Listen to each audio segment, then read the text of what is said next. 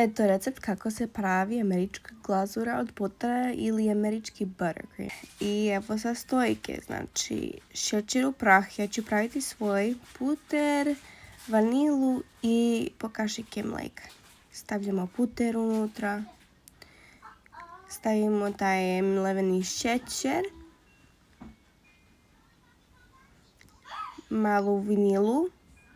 U tečnosti je bolje zbog toga što granulice može da se osjeća na kraju. I sada promiješajte.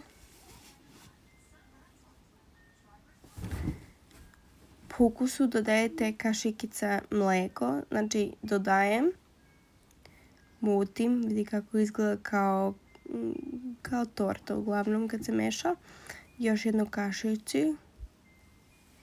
I treću. Znači stavljate dok ne imate taj tekstatura koji vam se sviđa.